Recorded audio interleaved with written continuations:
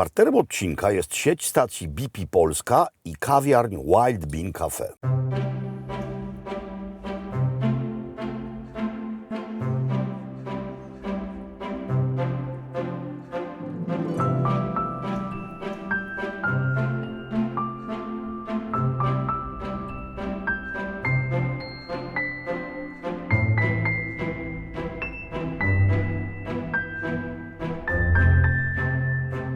Szanowni Państwo, moi drodzy, uprzejmie melduję, że właśnie oto jesteśmy w województwie warmińsko-mazurskim i stąd będą kolejne 4 odcinki naszego programu. Województwo jedno, ale mieści ono w sobie 2 różne krainy historyczne. 2 krainy o różnej historii, więc z całą stanowczością podkreślam, zaczynamy na Warmii. Jesteśmy nieprzypadkowo właśnie tutaj, w miejscowości Reszel i wkraczamy właśnie do przepięknego zamku w Reszlu. A na dziedzińcu tegoż króciutka historia i to, czym się różni Warmia od Mazur.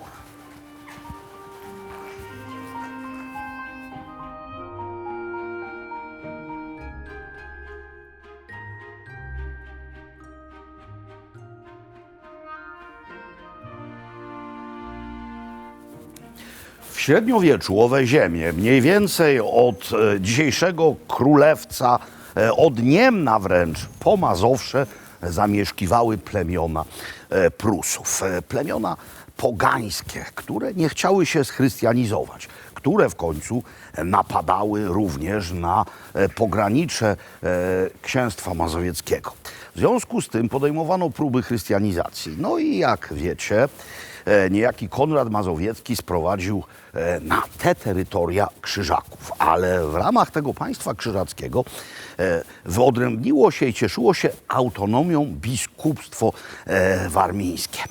Potem po drugim pokoju toruńskim, po zwycięstwie Królestwa Polskiego nad Krzyżakami, Warmia została częścią korony, ale biskupstwo warmińskie zachowało autonomię, a Prusy, Mazury, jak się dzisiaj mówi, były częścią Prus książęcych, więc Prusy królewskie i Prusy książęce. I to jest, mówiąc w największym skrócie, różnica pomiędzy dzisiejszą Warmią a dzisiejszymi Mazurami. Biskupstwo warmińskie.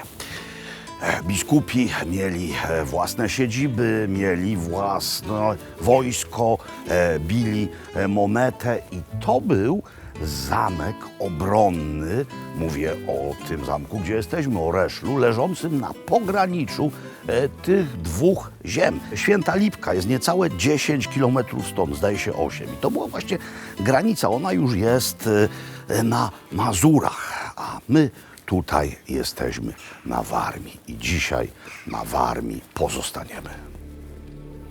Wiąże się z tym miejscem niezwykle ciekawa historia już z XIX wieku. Otóż proszę sobie wyobrazić, że odbył się tutaj w roku 1811 ostatni w Europie proces o czary. Proces, w którym zapadł wyrok polegający na spaleniu kobiety na stosie. Była to niejaka Barbara z Dung. Tu mamy jej wyobrażenie, no bo to było jeszcze przed epoką dagerotypów i o tym, jak wyglądała, wiemy tylko na podstawie zapisków. To jest odtworzenie współczesne jej wyglądu. W roku 1807 wybuchł w Reszlu pożar i ową kobietę oskarżono o to, że jest czarownicą i że ona właśnie dopuściła się tegoż czynu. I od roku 1807 do 1811 była więziona właśnie w tym miejscu. To jest jej cela. Tu spędziła owe kilka lat, a wszystko zakończyło się wyrokiem śmierci, który brzmiał spalenie na stosie, rok 1811. Oświecenie już mamy za sobą. No i ów wyrok wykonano na Wzgórzu Szubienicznym pod miastem. Ono do dzisiaj jest, oczywiście nikt tam żadnych wyroków nie wykonuje. Spalono ją na stosie, ale już nie żywą, bowiem kat w ramach łaski udusił ją przed śmiercią. Cóż za miłosierdzie. Rok 1811.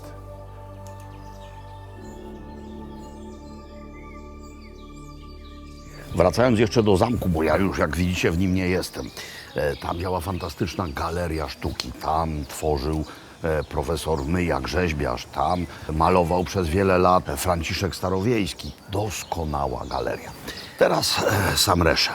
Czym się na przykład Reszel różni, mówię o miejscowości, od Lidzbarka Warmińskiego? No, tam też wspaniała rezydencja biskupów warmińskich, ale w Lidzbarku tkanka miejska uległa wielkiemu zniszczeniu w czasie wojny. Natomiast Reszel został takim, jaki był. O paradoksie, największe zniszczenia to lata już powojenne, koniec lat 40., początek lat 50. Wówczas to odbudowywano Warszawę i potrzebowano cegły.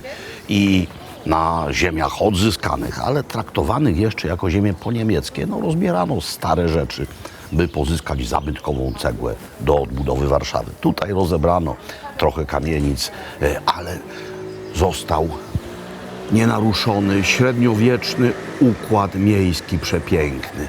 Został rynek. Ja siedzę przy uliczce odchodzącej od rynku, siedzę w cukierni.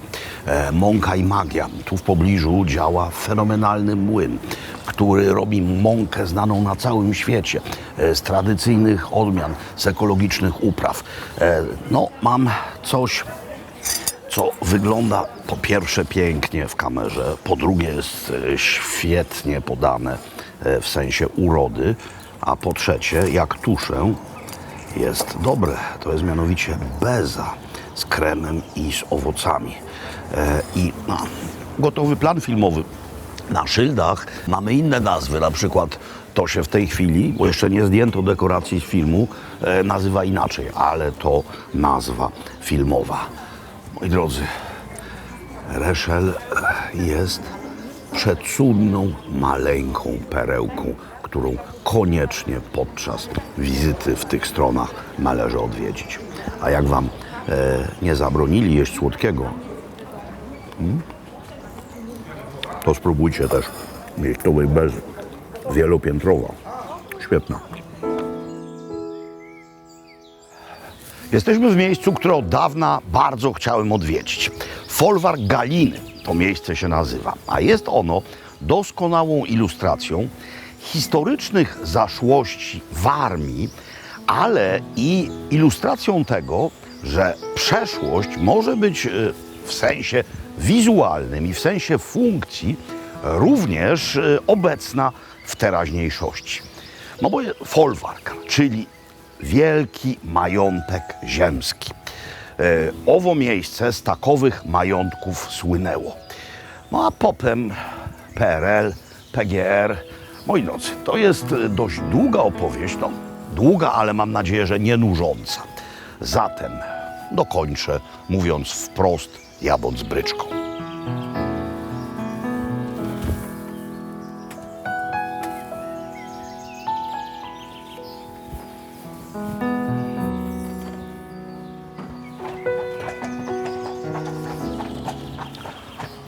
Odjeżdżamy spod renesansowego pałacu wybudowanego dla rodziny von und zu Eulenburg.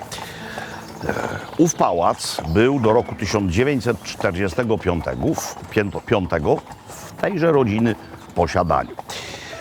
Ale sam pałac by się nie utrzymał. To musiało być założenie ziemskie. Folwark. Stąd dzisiejsza nazwa Folwark Galiny. I właśnie takowe folwarki były pieczęcią dawnej Warmii. Niektóre z nich, tak jak ten, zostały. To jest żyjące świadectwo historii. Po upadku państwa krzyżackiego Mazury stały się częścią Prus książęcych, czyli czegoś, co potem zjednoczyło Niemcy. Prus. Natomiast Warmia weszła w skład państwa pruskiego w wyniku pierwszego rozbioru Polski. I tutaj na Warmii powstały wielkie majątki, folwarki. Kasta Junkrów pruskich, czyli wielkich posiadaczy ziemskich. I to jest doskonały przykład takowego majątku. Rok 1945, wchodzi Armia Czerwona, no i w takich miejscach mamy gotowy materiał do utworzenia PGR-u, czyli mamy pałac albo jakąś inną siedzibę rodową, tam jest szkoła, biura, mamy stajnie, pomieszczenia folwarczne, no i tam się pewnie hoduje świnie, bo wieprzowina była najbardziej pożądanym towarem w PRL-u. No i to wszystko podupada, zwłaszcza ta historyczna tkanka. Ale PRL się kończy i właśnie tutaj, w folwarku Galiny, prywatni właściciele kupili to wszystko. Kupili cały dawny kompleks folwarczny, czyli pałac, te zabytkowe stajnie, te zabytkowe pomieszczenia i przez wiele lat doprowadzali to do takiego stanu, że dziś wygląda to tak jak kiedyś i przyjmuje gości. Co tutaj się robi? No, o tym opowiemy, jak już zsiądziemy z bryczki. Folwark w tej chwili ma pod swą pieczą niemal 100 koni. No więc co się tutaj robi? No rzecz jasna, jeździ się tu konno. Jesteśmy tu w ciągu dnia, więc większość koni jest na zewnątrz, a nie w stajniach. No ale jak ktoś nie jeździ konno, wcale nie musi. Po prostu przyjeżdża się tu odpocząć. Można spacerować, można jeździć rowerem, a można po prostu nie robić nic. Ale jest jedna rzecz, którą zrobić trzeba, gdyż jest to ludzka konieczność. Trzeba jeść. Ponieważ jest to folwark, więc mają swoje produkty. Tak, to jest w dalszym ciągu działający folwark, więc mają wędzarnię. Robią sami wędliny, wędzą wędliny, ale wędzą również ryby. No ryba z czasów, kiedy jeszcze Noego nie było na świecie, czyli jesiotr wędzony, przyniesiony 15 minut temu, jeszcze jest ciepły. Wspaniała rzecz. A kolejną rzeczą, którą tu wędzą, to na przykład mają swój boczek. Ten boczek jest w skwarkach, ale jest też w zupie. Zacznijmy od zup. To jest zupa flisacka. Dużo koperku, ale są tutaj też rakowe ogonki. O, widzicie, to jest właśnie to. Oraz jest trochę miejscowego boczku. Dużo śmietany. Wyborna zupa, gdyż żaden z tych elementów nie dominuje. Koperek podbija smak. Super. To jest zupa szczawiowo-szpinakowa. Właśnie w tej kolejności. Gdyż jak nie mam, to szczaw musi tu być elementem dominującym. Jest tutaj jajko w koszulce, ale pyszny krem. Robią też swoje oleje. I mam tutaj sałatkę, którą takowym olejem rzepakowym z pierwszego tłoczenia, nie, tłoczonym na zimno. No nie ma oleju rzepakowego z pierwszego tłoczenia. Jest albo nierafinowany, albo rafinowany. I ten jest właśnie nierafinowany. Złociutki, wspaniały. Co mamy tu? Bób, truskawki, sałatka, którą uszczknę tak przez stół, a młody bób, w dodatku bób obrany i truskawy, to jest coś, co kocham całym swoim sercem. Ów orzechowy smak, który daje nierafinowany olej rzepakowy, tę kompozycję dodatkowo wzmacnia. Jeszcze, no tak, jeszcze troszeczkę. I teraz przechodzimy do clou programu. Moi drodzy, kartacze i cepeliny.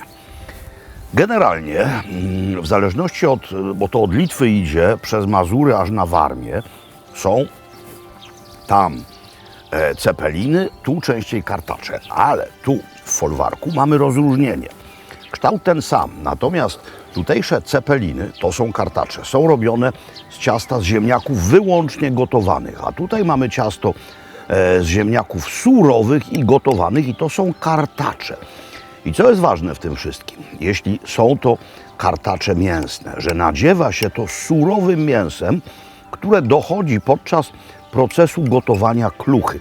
Niestety w niektórych miejscach dodają do tego wygotowane mięso z rosołu i to wtedy są trociny. To jest wtedy bez sensu. I co jest ważne w tym cieście? Ja się dam za cepeliny i kartacze pokroić, ponieważ lubię kluchy na bazie ziemniaczanego ciasta. I z klusek śląskich wolę te czorne, czyli z surowych ziemniaków. Ważne jest, żeby to ciasto nie było twarde jak pancerz działa pancernego Ferdynand na przykład. Jest mięciutkie. Cudowna rzecz. No i w końcu warmińskie kotleciki z siekanej jagnięciny. To są one. Surowe mięso posiekane, a następnie duszone.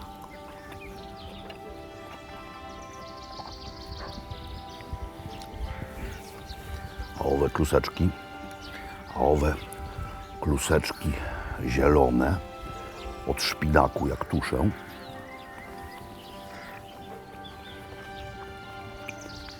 Są świetne. No i bez tego owa degustacja w ogóle by się nie liczyła. Owa praryba. Naprawdę mało jest tak dobrych ryb w świecie ryb słodkowodnych. Ości brak poza kręgosłupem, jakość mięsa niezwykła.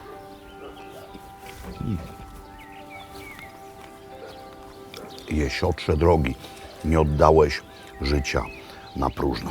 Moi drodzy, kuchnia lokalna, kuchnia płynąca z samej istoty ziemi, po której stąpamy.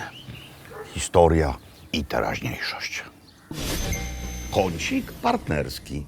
Partnerem dzisiejszego odcinka jest sieć stacji BP oraz kawiarń Wild Bean Cafe. Oczywiście stacje benzynowe odwiedzamy głównie po to, by zatankować paliwa. A sieć stacji BP, których jest w Polsce niemal 600, gwarantuje zawsze doskonałą jakość paliw. Wizyta na stacji to przecież naturalna przerwa w podróży. A zatem i okazja, by chwilę odpocząć i zjeść coś szybkiego w trasie. I tu pamiętajcie, że fast food to niekoniecznie musi być junk food. W ofercie Wild Bean Cafe znajdziecie propozycje przygotowane w ramach mojej współpracy z ową siecią. Są wśród nich na przykład kanapki hot grill na ciepło. Oto jedna z nich, kanapka hiszpańska z paprykowaną kiełbasą chorizo i grillowaną papryką.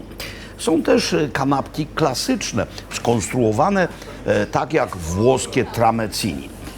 To jest kanapka praska z szynką typu praskiego, sałatą i dressingiem chrzanowym. Co jeszcze? Hot dogi, zapiekanki, czyli można śmiało rzec, że każdy tu znajdzie coś dla siebie. Wild Bean Cafe to także dobra kawa. Od niedawna zupełnie nowa, 100% arabika z plantacji w Ameryce Południowej. A więc, moi drodzy, szerokiej drogi. Koniec kącika partnerskiego. Jak już wiecie z tego, co mówiłem w Reszlu, to właśnie w Lidzbarku Warmińskim rezydowali warmińscy biskupi. No nie rezydowali tutaj, bo wkraczam na rynek, ale co to oznaczało? To oznaczało, że Lidzbark Warmiński był najważniejszym miastem w całym regionie. Dzisiaj stolicą regionu jest Olsztyn, ale kiedyś to właśnie Lidzbark był najważniejszym miejscowym grodem. No i to było piękne miasto. Dzisiejszy Reszel daje nam wyobrażenie o tym, jaki mógł być Lidzbark, a był większy, bo jak się rzekło, ważniejszy. No ale przyszedł koniec II wojny światowej i nawet nie chodzi o same walki, bo wówczas miasto ucierpiało tylko trochę. Chodzi o to, co zrobiła Armia Czerwona po wkroczeniu tutaj. No co zrobiła? Podpaliła owe najczęściej średniowieczne budowle, kiedy już się tutaj nikt nie bronił i w 80% miasto uległo zniszczeniu. W latach 50. podjęto decyzję, że miasto nie zostanie odbudowane i w miejsce, gdzie kiedyś coś średniowiecznego stało, postawiono bloczki. No nie naraz, to był proces. Cegłę zapewne wywieziono do Warszawy, średniowieczną, porządną, gotycką cegłę. Ale tutaj mamy Pierzeję Rynku, która jest zachowana i daje nam wyobrażenie o tym, jak wspaniale to miasto mogłoby wyglądać, gdyby nie owa smutna historia. Zresztą są też zdjęcia przedwojennego Lidzbarka. Tak, to było przecudne miasto, ale nadal jest tutaj kilka perełek.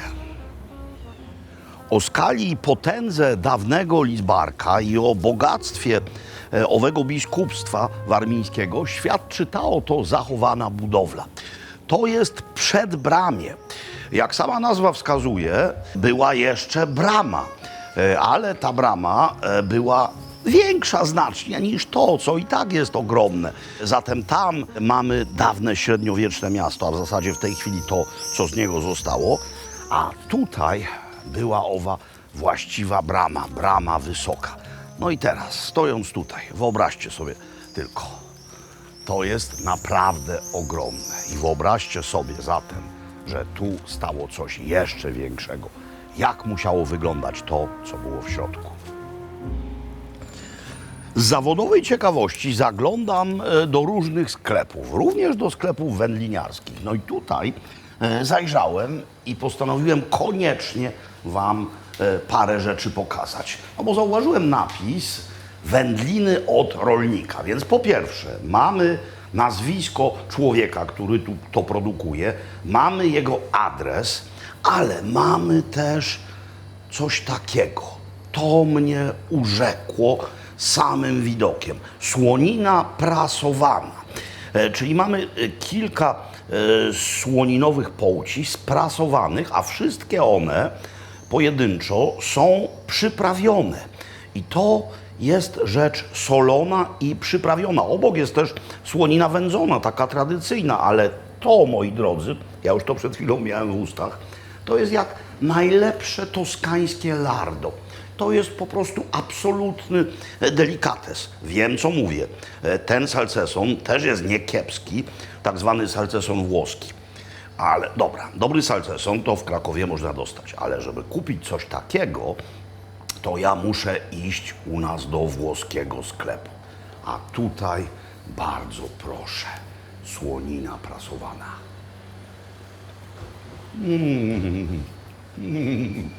Wspaniała. Wspaniała. Rozpływa się. Chmurka, aksamicik, delikatesik. Widzicie? Warto zaglądać do sklepów. Dziękujemy Pani serdecznie. Zapraszamy. Proszę bardzo. Zaraz wrócimy jeszcze po kawałek. Chodźcie, dojemy. Oto budynek, który świetnie ilustruje historię miasta. No, mamy biskupstwo katolickie i mamy pierwszy rozbiór Polski. I w armię katolicką zajmują protestanckie Prusy. Zatem mamy tu napływ ludności protestanckiej. I w związku z tym na początku XIX wieku właśnie dla nich zostaje wzniesiona ta oto świątynia, jako świątynia protestancka. Ale mamy kolejną cezurę w historii miasta, czyli II wojnę światową i jej finał. Wypędzenia, wysiedlenia ludności niemieckojęzycznej protestanckiej. Ale z kolei mamy również ze wschodu Polski wysiedlenia ludności ukraińskiej. Akcja Wisła i owa zbiorowa odpowiedzialność. Zatem przyjeżdża tutaj ludność na przykład łemkowska. I to właśnie dla nich owa świątynia, wcześniej protestancka, zostaje przekształcona w cerkiew prawosławną. Co ciekawe, w mieście, poza oczywiście świątyniami rzymskokatolickimi, mamy jeszcze jedną cerkiew. tylko że ta jest, jak rzekłem, prawosławna, a tamta jest grekokatolicka. Przed oczyma mam piękny widok, fragment miasta oszczędzony przez dziejową zawieruchę. Rzeka Łyna leniwie toczy swój nurt, no i wszystko wokół mnie jest piękne i pochodzące z głębokiej przeszłości. No bo tutaj mamy Pałac Biskupów Warmińskich. Tutaj dzisiaj mieści się hotel Krasicki i tam się zatrzymaliśmy.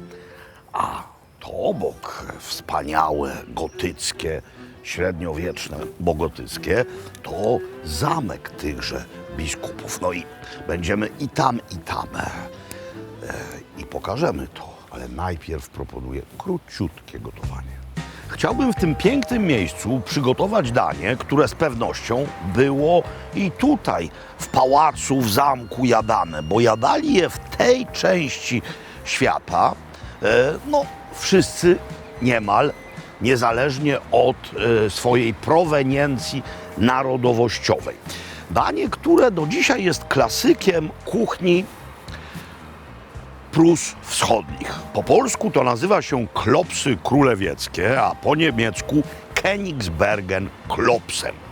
Klopsy, no więc mielone mięso. Mielone mięso. I teraz ono może być różne.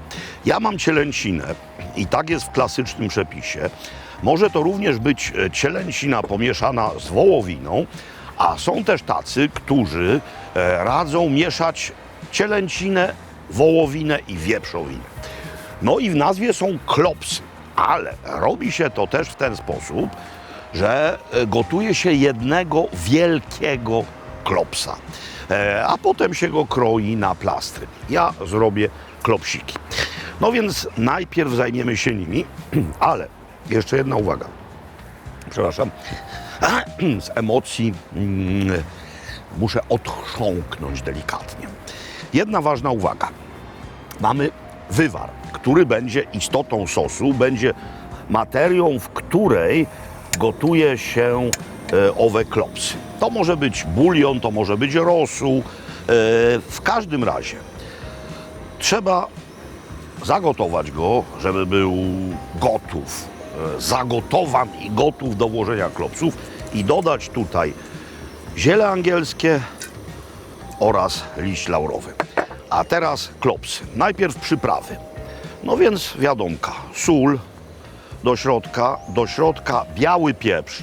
Bardzo charakterystyczna rzecz w kuchni szwedzkiej i w kuchni Prus Wschodnich. Biały pieprz. U nas jest ciężko kupić pieprz biały w młynku, ale on był tu powszechnie używany.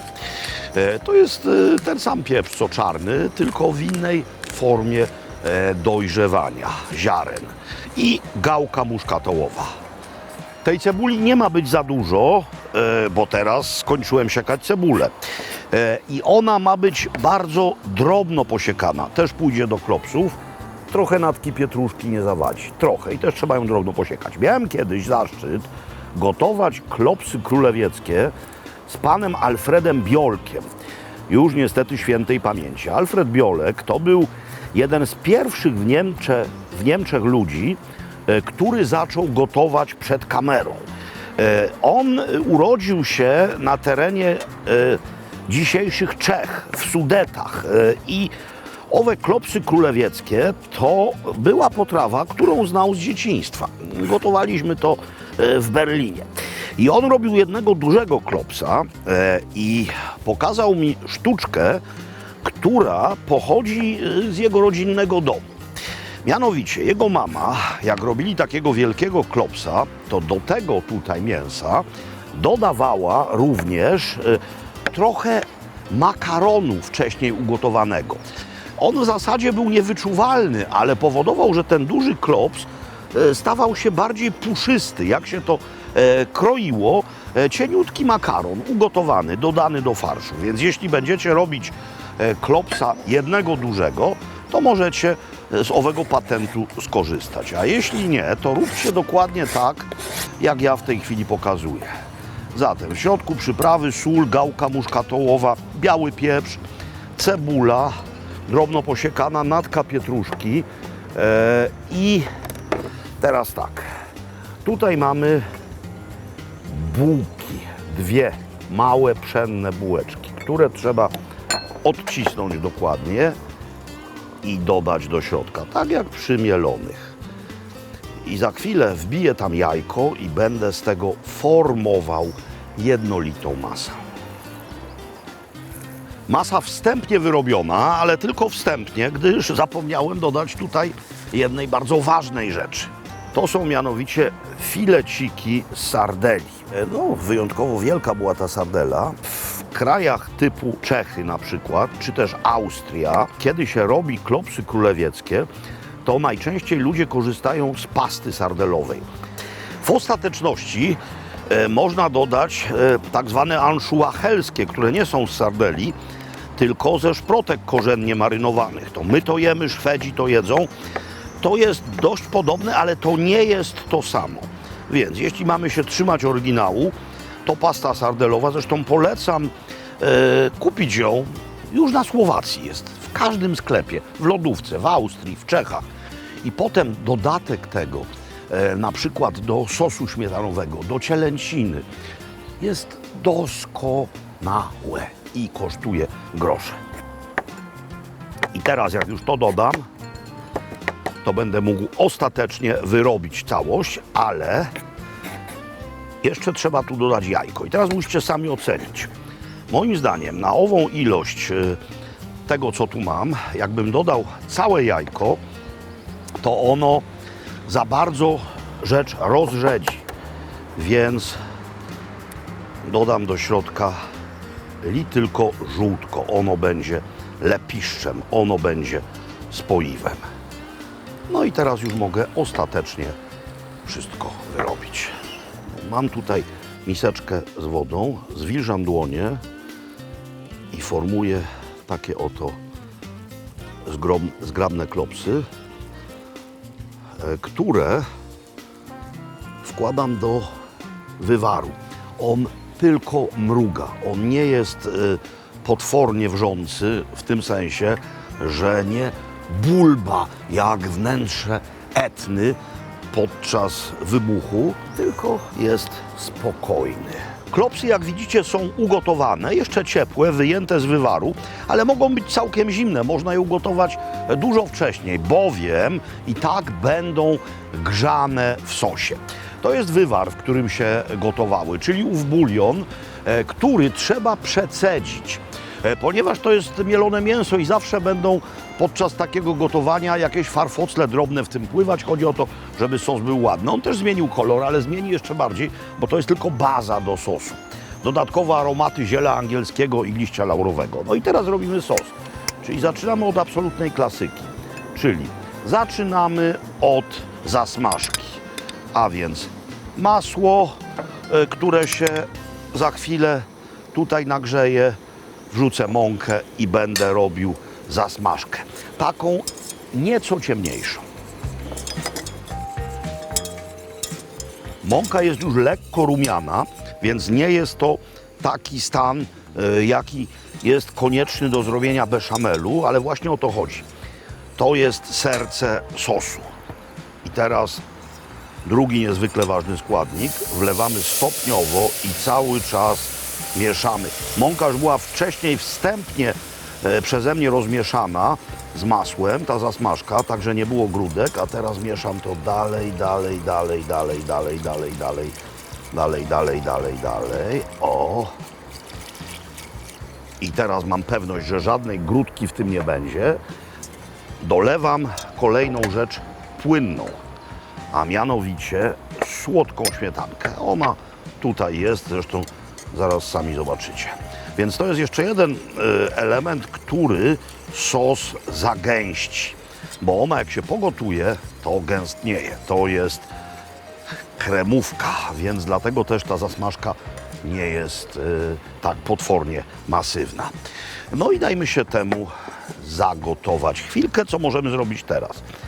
Możemy to odrobinę przyprawić, trochę soli. Pamiętajcie o tym, że ów wywar był solony, trochę cukru, gdyż musimy zrównoważyć smaki. Bo jeszcze jedna rzecz, która jeszcze nie jest płynna, ale za chwilę będzie, mianowicie sok z cytryny. Jeśli chcecie, można też do tego dodać trochę skórki z cytryny. Jeśli macie oczywiście cytrynę taką, która nie była woskowana ani pryskana, dodam trochę skórki. Nie mam takiej małej tarki, ale zaraz sobie z tym poradzę. Sos się gotuje delikatnie i gęstnieje. Zostały nam 3 rzeczy poza procesem samej konsumpcji. Mianowicie, doprawiamy to teraz jeszcze białym pieprzem. Białym pieprzem. Sos jest na razie biały, ale tutaj chodzi o smak. Biały pieprz jest właśnie czymś, co musi być użyte zarówno do masy na pulpety, jak i do sosu. Dodajemy teraz kapary. Ja bym ich nie siekał, gdyż kapary przesiekane zamienią się w miazgę, w pulpę. To są kapary z zalewy, oczywiście odcedzone. Jeśli macie takie solone, u nas ciężko takowe kupić, ale jeśli takowe macie z Włoch, z Dalmacji, to trzeba je przepłukać wcześniej. No i teraz już dodajemy same pulpety. One w tym sosie się zagrzeją. I tyle. Całość jest gotowa i nawet słońce przez chmury prześwieca. Przypadek? Nie sądzę. Każdy się uśmiecha, jak widzi klopsy królewieckie. Pulpety, jak chcecie, tak chcecie. Oryginalna nazwa klopsy królewieckie, Königsbergen Klopsen. I nakładam sobie takowe 2, żebyście nie mówili, że jestem żarłok straszny. Sos jakby się pogotował jeszcze trochę, to by był jeszcze gęstszy, gdyż śmietanka by się zredukowała. Ale co nam? I tak będziecie za chwilę świadkami, no tylko opowieści o tym, jak to smakuje, ale jak zrobicie sobie w domu, to będziecie wtedy wiedzieć naprawdę.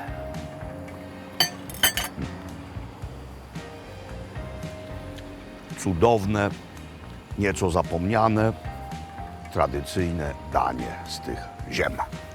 Klopsy królewieckie.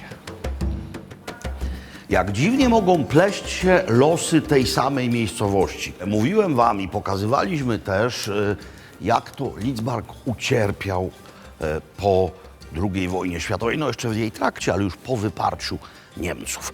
Natomiast niezwykłym zrządzeniem losu siedziba biskupów warmińskich nie ucierpiała. Sowieci w ogóle tutaj nie weszli i nie poczynili żadnych szkód. Zatem można śmiało powiedzieć, i nie jest to żadna przesada ani działanie marketingowe, że jest to najlepiej zachowany zamek na szlaku krzyżackich zamków. I mówiąc to, należy pamiętać, że nie był to zamek krzyżacki de facto, był to zamek wzniesiony na terenie państwa dawnego krzyżackiego, ale przede wszystkim na terenie autonomicznego biskupstwa warmińskiego. Wzniesiony w drugiej połowie XIV wieku i wzniesiony z myślą o tym, że będzie siedzibą warmińskich biskupów. I tak trwa. Jeszcze zbieg okoliczności historyczny inny. To ma formę czyściutką gotycką i nie ma tutaj żadnych innych dodatków z późniejszych epok, ponieważ biskupi, kiedy potrzebowali więcej przestrzeni, kiedy chcieli mieć więcej miejsca, to tu nic nie zmieniali, nie przebudowywali, tylko dobudowywali. Tam mamy założenia pałacowe, a tutaj przecudna gotycka perełka. Wśród biskupów warmińskich było wiele niezwykle wybitnych osobistości. To nie byli tylko Polacy, to byli ludzie różnych narodowości. Jeden z nich, Włoch, Eneasz Piccolomini, czyli mały, został papieżem nawet. No ale teraz ci zasłużeni dla kultury polskiej, no to Jan Dantyszek, biskup Hozjusz na przykład, niezwykle ważny, biskup Ignacy Krasicki, ostatni przecież wspaniały Jestem pewien, że czytaliście zarówno Monachomachię, jak i Myszeidę, jak nie, do lektury natychmiast. Chodzili tutaj nie tylko biskupi, na przykład i kanonicy. I jedna rzecz na ścianie, mianowicie owe koła przypisywane są Mikołajowi Kopernikowi. Twierdzą, i nie żartuję teraz, że to są ślady po jego cyrklu. Powiecie, wandal, bo zniszczył freski. No więc nie. Po pierwsze, to nie są freski. To są malunki naścienne temperą, których żywot obliczony jest na mniej więcej 150 do 200 lat, więc one już były zniszczone wtedy, kiedy Kopernik zostawił te ślady. A malowali to artyści z Czech, z Pragi, których stąd wygnano, bo podobno prowadzili się niespecjalnie. Po prostu strasznie łoili, jeśli wiecie, co mam na myśli. Wielki refektarz. Tak piękne miejsce, że aż zapiera dech w piersiach. Zwróćcie uwagę na kunszt owych gotyckich ożebrowań, na sklepienie. Spójrzcie na malunki. Spójrzcie na to wszystko, co wokół nas. Tutaj w czasach biskupich odbywały się również uroczyste uczty. Są zapiski, że podobno w czasach biskupa Krasickiego sprowadzano ostrygi na lodzie z Bretanii. No pewnie część z nich ulegała zepsuciu w transporcie, ale to, co się nie zepsuło, to, co przeżywało, zjadano ze smakiem. Dzisiaj, nie tylko ze względu na piękno tego miejsca, ale również ze względu na akustykę wręcz niezwykłą, odbywają się tutaj koncerty muzyki dawnej. A jeszcze a propos Krasickiego, bo nie wspomniałem o tym wcześniej, przecież pierwsza powieść w historii literatury polskiej Mikołaja Doświadczyńskiego, Przypadki. No wiem, czytaliście, a tak tylko przypominam. A tutaj wchodzi się do dawnej biskupiej biblioteki. Spójrzcie na sklepienie, również czyściutki gotyk. Oto jedyny fragment zamku, który nie ma czysto gotyckiego charakteru. Sklepienia są rzecz jasna gotyckie i wspaniałe, ale cała reszta to późny barok, wpadający już momentami w rokoko. Zarówno wystrój owej kaplicy, jak i coś, co za chwilę zobaczycie, zawdzięczamy biskupowi Grabowskiemu, który był poprzednikiem biskupa Krasickiego, który był ostatnim biskupem warmińskim, no bo potem był pierwszy rozbiór Polski. Teraz znowu są biskupi warmińscy, ale wówczas ostatnim. I w każdym razie jego staraniem wybudowano również to skrzydło pałacu. Mówię teraz o biskupie Grabowskim. A dzisiaj śpię tu między innymi ja, a jeszcze wcześniej, pod koniec lat 70. chodził tu przez jakiś czas do przedszkola nasz Andrzejek. Tak, bo tutaj wówczas mieściło się przedszkole. Niemal jak wszędzie tutaj wokół mamy historyczny anturaż. No, jesteśmy w końcu u biskupów warmińskich w ich historycznej siedzibie, w restauracji hotelu Krasickim. No i restauracyjna karta, a więc są w niej dania międzynarodowe, takie jakich oczekują goście przyjeżdżający tutaj z różnych miejsc, czyli jest stek, żeberka barbecue, jest hamburger, ale są również dania lokalne i to jest z mojego punktu widzenia najważniejsze. Wczoraj próbowałem na przykład doskonałego miejscowego chłodnika warmińskiego. Próbowałem też kaczki biskupów warmińskich. Kaczka była z pęcakiem robionym no prawie tak jak risotto, czyli orzotto powiedzieliby Włosi. A dzisiaj mam dwie rzeczy przed sobą. To jest zupa z botwinki, z młodych buraczków po litewsku. Podawana na ciepło, nie jest to chłodnik, ze śmietaną i z odrobiną ziemniaków w koperku. Po litewsku no, te zamki tutaj były obronne, również dlatego, że były najazdy litewskie. Litwa stąd dzisiaj, a i kiedyś rzut beretem.